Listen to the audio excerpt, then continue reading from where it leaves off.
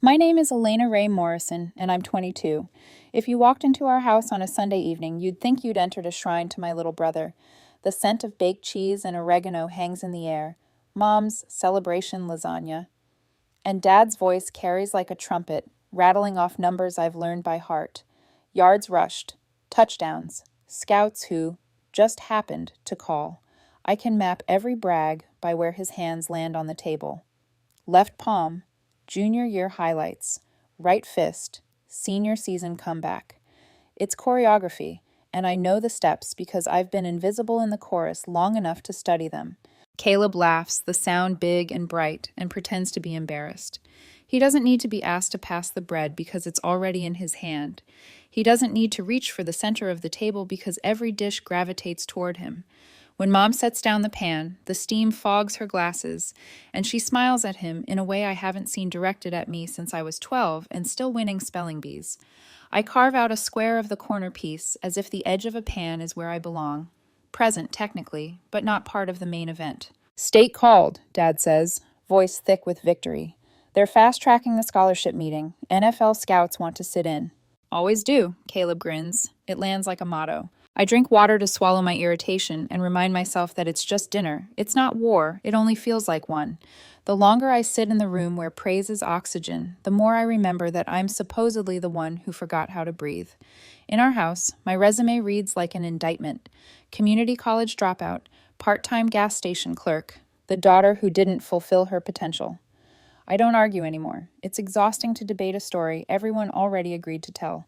After dinner, Caleb announces he's heading to a post-win party with teammates. Drive safe, Mom calls without looking up from a photo she's captioning.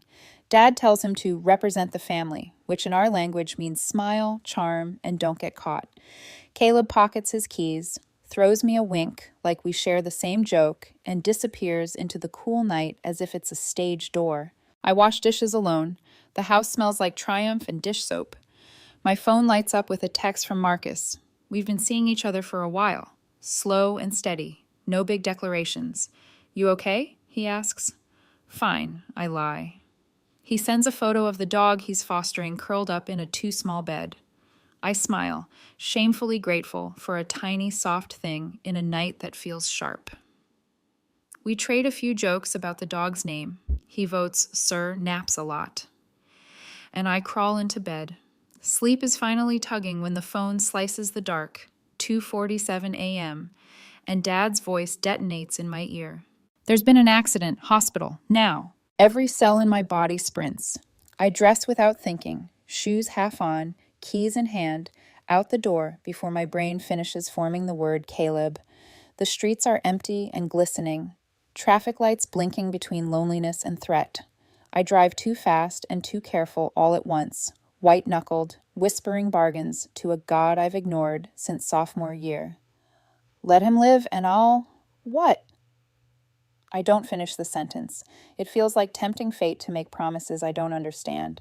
The ER is all fluorescent memory. I find my parents in a waiting room that smells like metal and old tears. Mom's mascara has etched two perfect parentheses around her cheeks. Dad's jaw looks carved. For a heartbeat, I am 8 again and want to run to them. I step forward. Where is he? My voice breaks the instant it appears. In surgery, Dad says, eyes red, and then they harden. And this is your fault. My brain stutters. What? You were supposed to be his designated driver, Mom whispers, voice like ice cracking. He called you. You ignored him. It's so absurd, I almost laugh. He didn't call. I yank out my phone, swipe through logs, scroll so fast my thumb aches. Nothing from Caleb, no missed calls, no texts. Don't lie to me. Dad's voice dips, dangerous. He told us he called his big sister. You hung up on him, said you were too busy with your loser friends to help family. The words land dull at first, then like rocks. In another life, I make a joke. In this one, I hold out the phone. Look. Dad glances and looks away. You deleted it to cover your tracks, like you cover your drinking. I stop, dizzy with the wrongness of an old accusation. I had 1 beer tonight, hours ago. Mom leans back like the chair is snow, and she's making an angel in it. You smell like alcohol. The doors swing open. A doctor in scrubs speaks to us with a face that already knows how to deliver bad news kindly. Your son is stable. He'll recover, but there are Charges: DUI, reckless endangerment. She swallows. The other driver, she didn't make it. The room shrinks. Somebody's daughter is dead. My brother is alive. And my parents have decided I loaded the gun. The next week, grief congeals into a family narrative so quickly it feels practiced.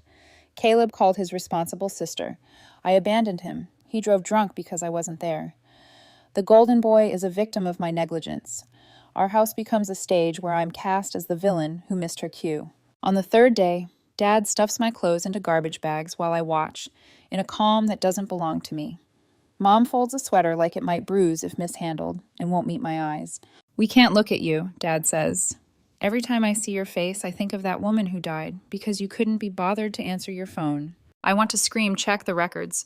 I want to smash my phone on the tile so they can dig through the shards and find the truth in the circuitry.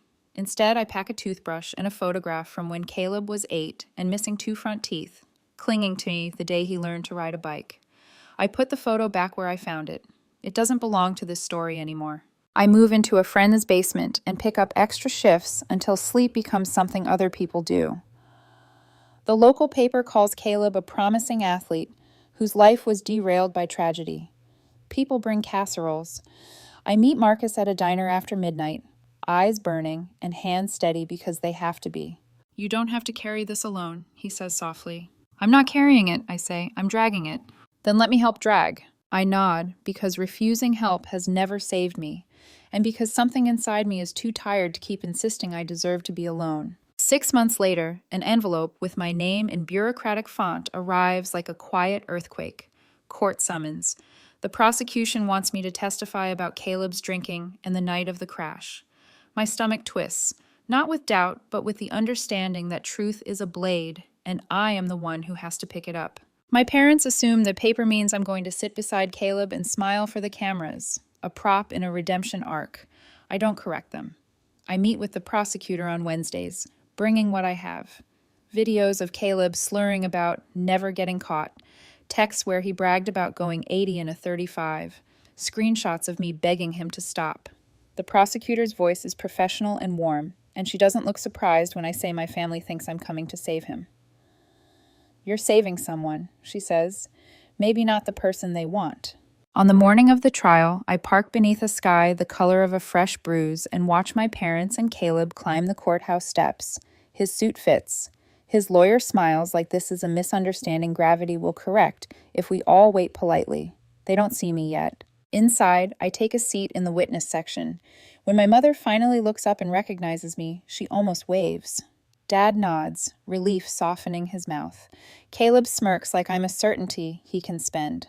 I can feel Marcus somewhere behind me, a still point in the churn. I look at my hands, and I think about the woman who died. I think about the girl I used to be, the one who believed family meant telling small lies to protect big love.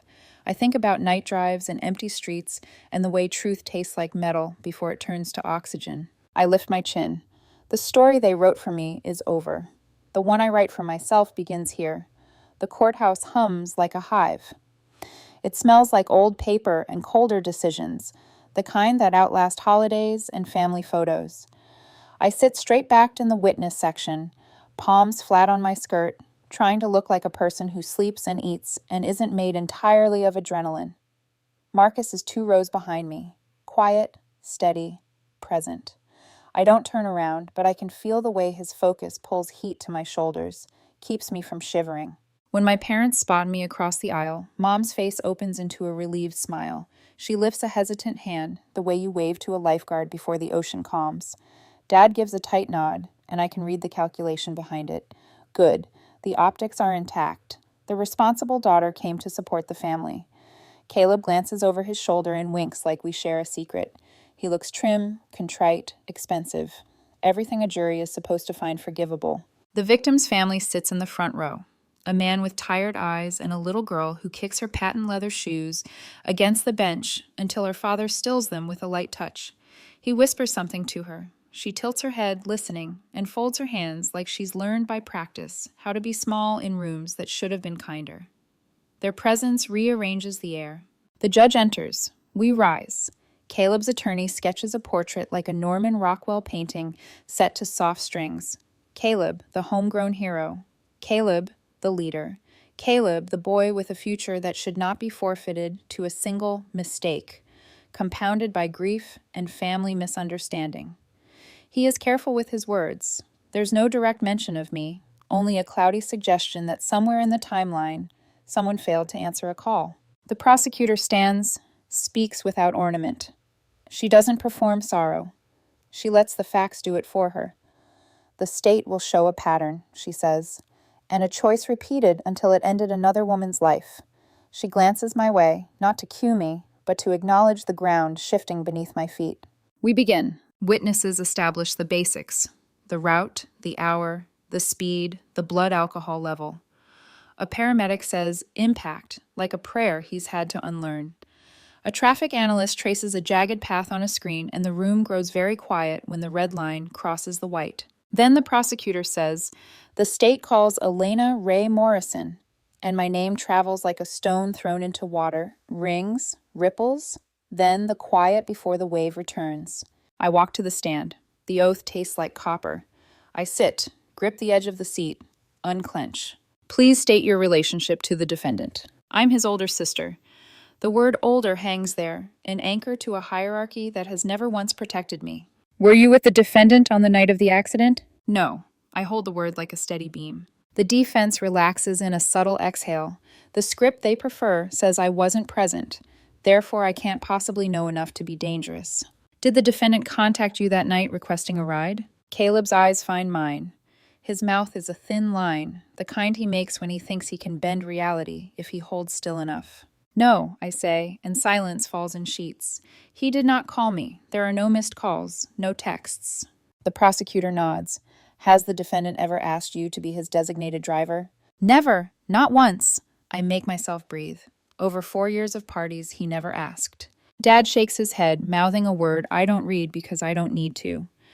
Mom blinks, and the shape of a tear finds its path and stops, as if even gravity is unsure what to do next. Can you describe the defendant's drinking habits to the extent that you have personally observed them? Yes. I don't rush. He began drinking heavily at 16. At first it was weekends, then weekdays. He kept a flask in his car. He often drank before or after practice. He frequently drove after drinking. Have you personally witnessed the defendant driving under the influence? Yes, multiple times. Do you have any evidence to support your testimony? I nod, reach into my bag, and pass my phone to the bailiff with hands that do not shake. Videos, I say. Messages. Dates and times. The gallery rustles. I keep my gaze forward and refuse to shrink. The screen lowers. The first video shudders to life. A house jammed with bodies and bad decisions. 3 months before the crash. Caleb on the couch, cheeks flushed, telling a circle of laughing teammates. I'm like the drunk driving champion, never been caught. In the background, my voice, sharp, brittle, asking him to stop. The laughter grows louder. The video ends on the close-up of his smile, bright, messy, invincible. The second video is worse, 2 weeks before the crash. The lens is my eyes stumbling after him into the cool night. Bro, you're wasted, my voice says from behind the camera. Let me drive you. Back off, Elena, he slurs without looking at me. I got this. I always got this. He fumbles keys, misses the door handle twice, gets in, and peels out so fast the camera catches an ugly smear of tire against curb. Marcus inhales behind me. I don't turn. I don't move. The text thread fills the screen. A collage of bravado and denial. So drunk, LOL. 80 and a 35. Nearly hit a cop car but swerved. My responses stack up like sandbags. Please stop. I'll come get you. Tell me where you are. His replies are always some version of mind your business, or I'm fine, or nothing at all. The last message appears, 2:23 a.m., the night of the crash. This party sucked. Driving home, probably gonna puke in my car. My reply lands seconds later. Don't drive, I'll come get you. Where are you? No answer. The timestamp burns. Someone in the gallery makes a sound that is not meant for public. The prosecutor's voice is steady. Ms. Morrison, did you ever tell your parents about your brother's drinking and driving? Many times. I keep my voice even because rage terrifies juries, and I need this room to hear me. They said I was jealous, that I wanted to sabotage him. When I showed them videos, I was told I was betraying family. Dad's hands curl on his knees. Mom swallows, throat working around a hard thing she cannot spit out.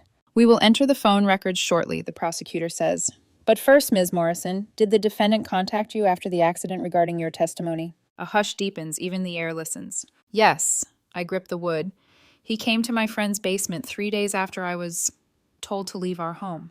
Caleb's attorney stands. Objection. Hearsay. Overruled, the judge says, eyes narrowed. Go on. I lift a small digital recorder. Its cheap silver casing reflects the fluorescence.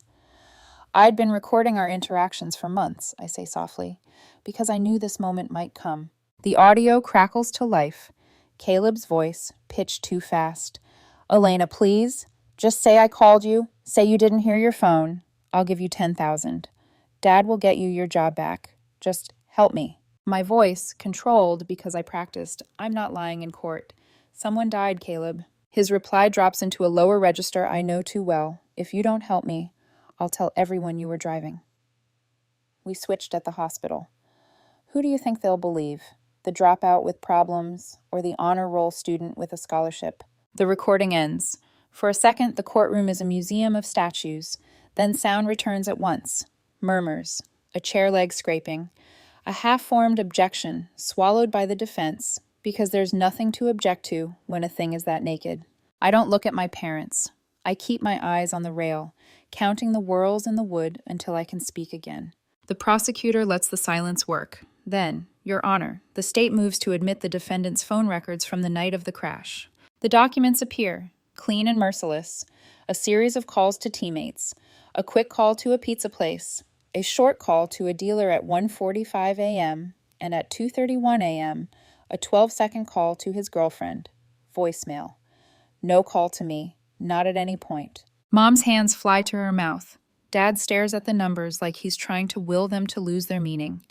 Caleb's jaw clamps, and a muscle ticks in his cheek. From the defense bench, a woman I recognize as Tessa, Caleb's ex, shifts forward, eyes glossy, mouth parting like the truth just cut itself free inside her. She wasn't supposed to be a part of this day. She told me once at a barbecue that Caleb blew off steam like any athlete, that the town was jealous. Now her fingers twist together so tightly they go white. She leans toward his attorney, whispers urgently, and he shakes his head without looking at her. The prosecutor asks the last question of the hour. Ms. Morrison, after your brother threatened you, what did you do? I went to the police. The answer hums in my bones. I gave them the videos, the texts, the recording. I gave them the names of 12 people who have seen him drink and drive. I should have done it sooner.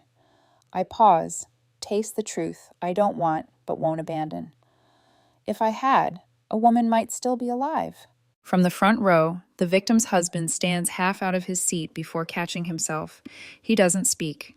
He doesn't have to. Everything important is already in his eyes. The judge bangs the gavel. Court will recess for 20 minutes. Sound barriers shatter. A dozen conversations ignite at once. Reporters stretch like cats, readying their questions for shadows and corridors.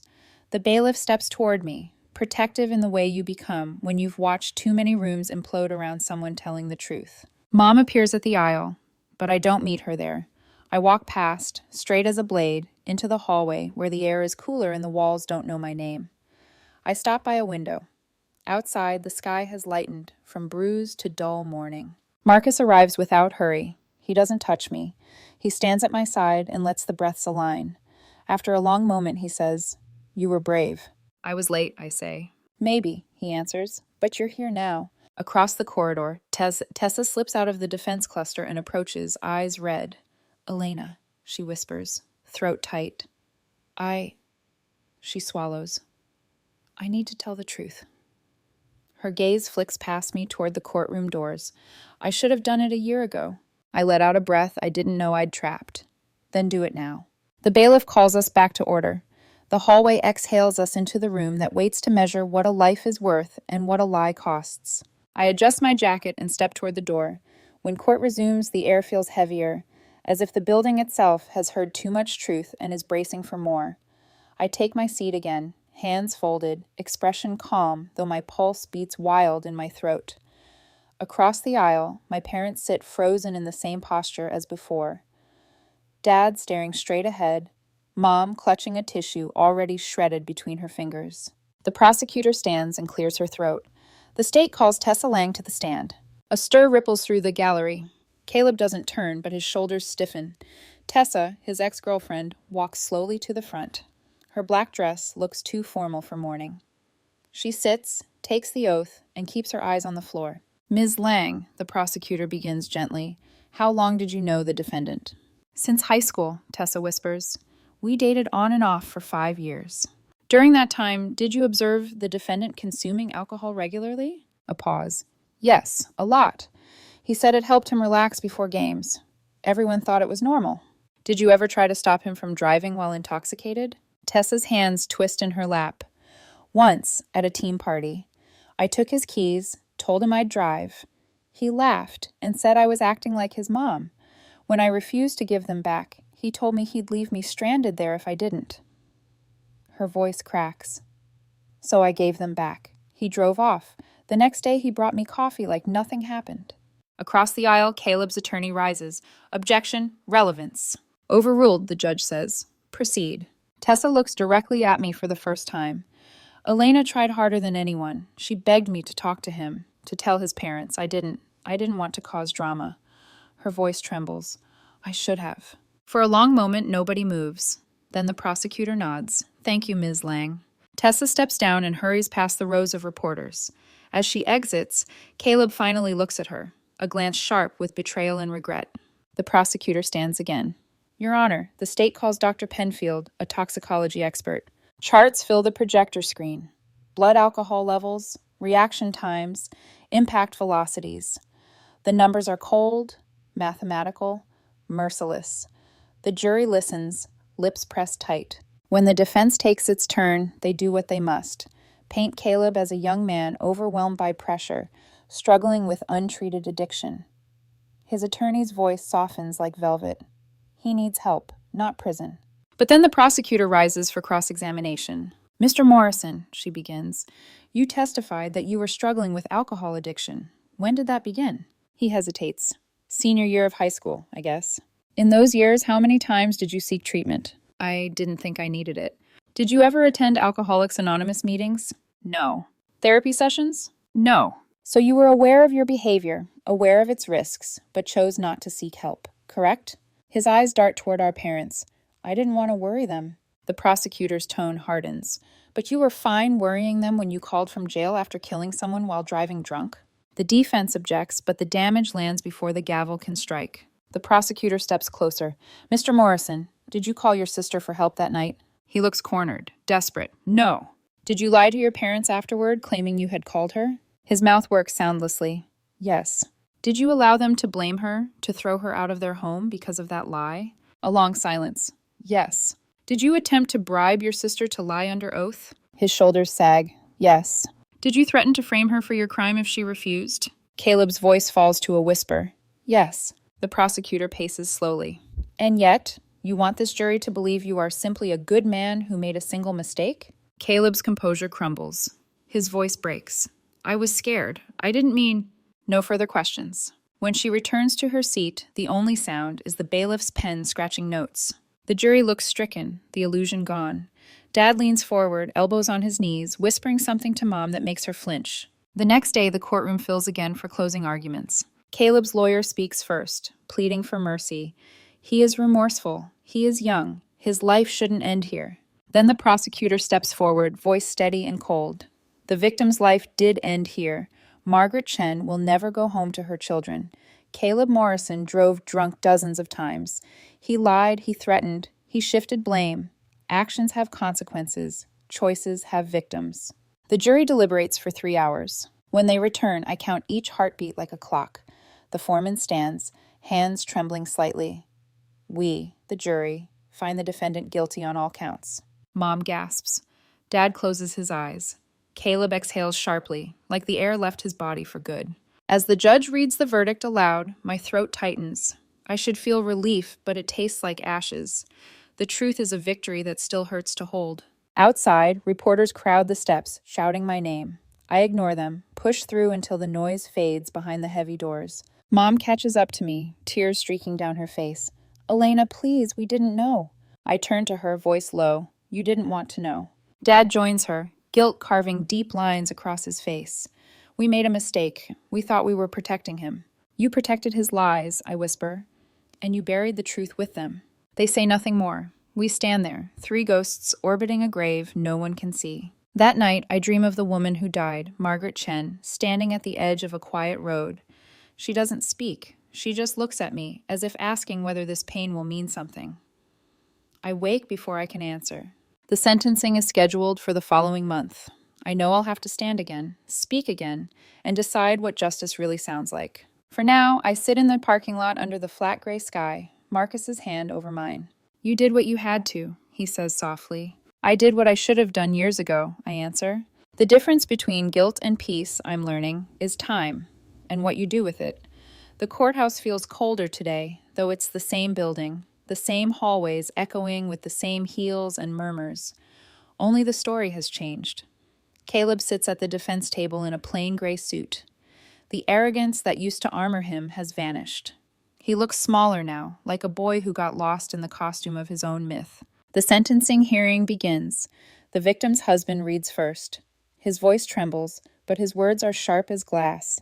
He talks about Margaret Chen, how she worked night shifts as a nurse so she could have mornings with her kids, how her youngest still asks when mommy is coming home. By the time he finishes, even the stenographer's eyes glisten. When the judge asks if I want to make a statement, I rise slowly. Marcus squeezes my hand as I pass, but I can't meet his eyes. The paper in my hands is creased and damp, my own handwriting uneven from too many rewrites. Your Honor, I begin, voice steady, though my knees threaten betrayal. My brother had every opportunity to make a different choice. He came from a family that gave him support, love, and the means to get help. He had coaches, teachers, and friends who cared about him. And he had me, a sister who begged him to stop. The gallery listens. Even the air holds still. I told myself that keeping his secrets was protecting him. I told myself that family loyalty mattered more than accountability. But loyalty without truth isn't love. It's fear wearing a kind face. I glance at Caleb, who stares down at the table, shoulders shaking. I failed to stop him. Our parents failed to see him. And Margaret Chen, she's the one who paid the price. Her children will grow up without her because all of us looked away when we should have spoken up. I fold the paper. I'm asking for a sentence that reflects not just his crime, but the years of choices that led here, because this wasn't one mistake. It was a pattern, enabled, ignored, and excused until someone died. Justice can't bring Margaret back, but it can mean her name is remembered for more than tragedy. The judge nods solemnly. The words 15 years fall into the room with a weight that steals every breath.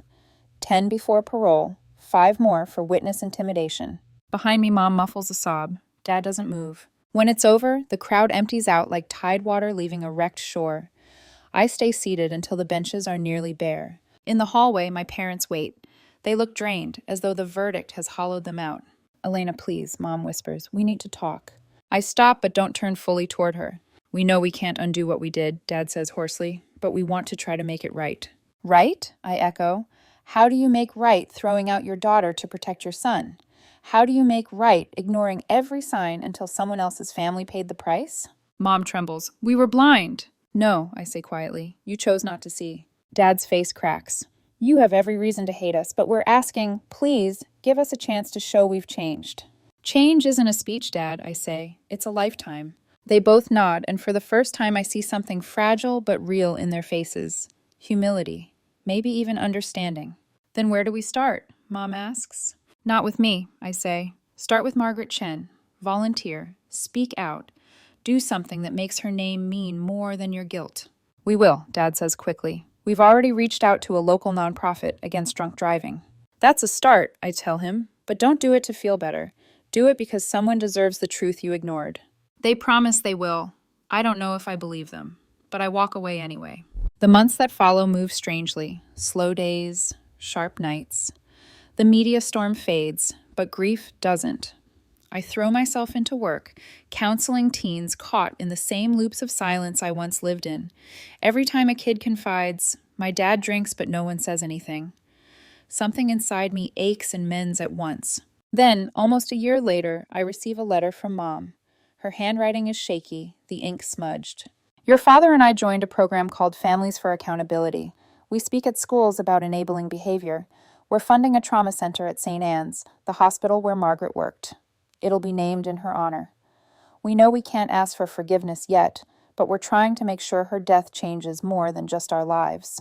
I read it 3 times before tucking it away. I don't respond. Not yet. A few months later, another letter arrives.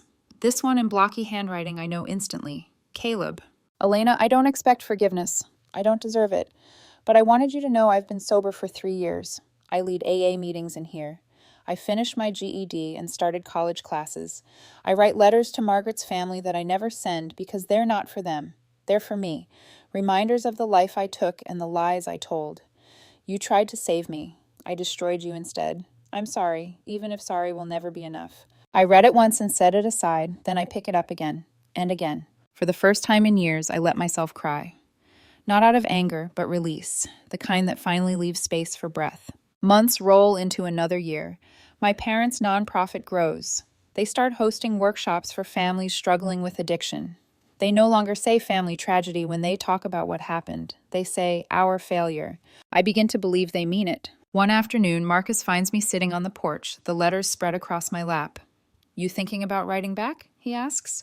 Maybe, I say. Not forgiveness, just acknowledgement. He nods. That's enough.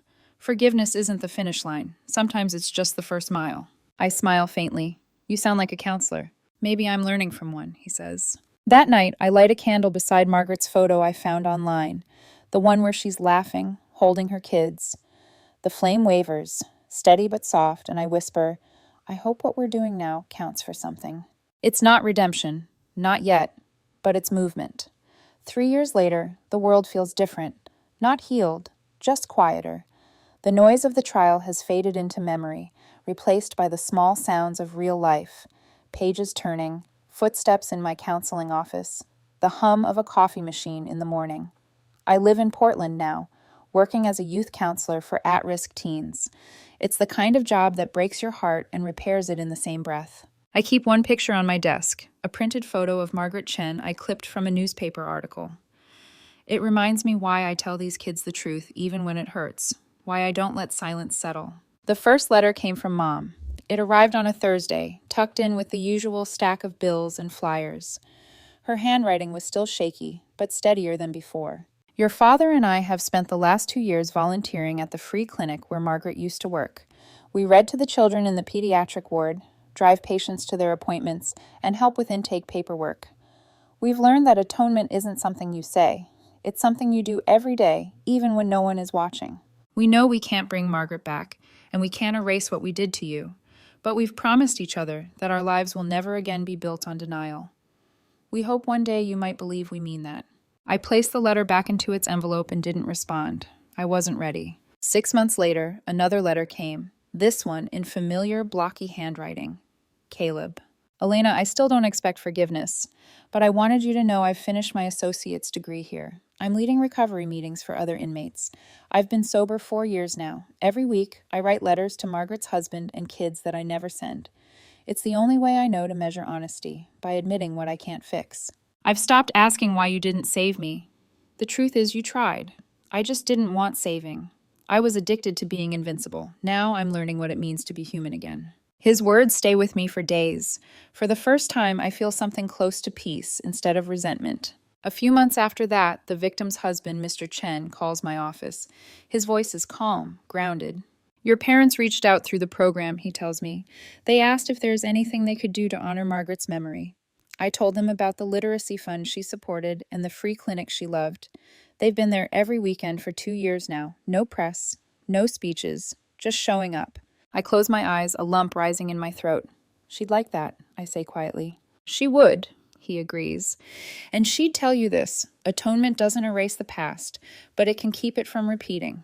After we hang up, I sit in my small office surrounded by drawings from the kids I counsel. Bright suns, shaky hearts, the word hope, scrawled in crayon. I realize I believe him. That night, I pull out every letter, Mom's, Dad's, Caleb's, and spread them on the table. Then I take a blank sheet of paper and begin to write. Mom and Dad, Mr. Chen called. He told me you've been volunteering for 2 years. I've heard about the trauma center, about the students you speak to. If all that's true, then maybe we can start talking again. Not about forgiveness, but about what family really means. Caleb, I don't know if this letter will ever reach you, but I want you to know I read what you wrote.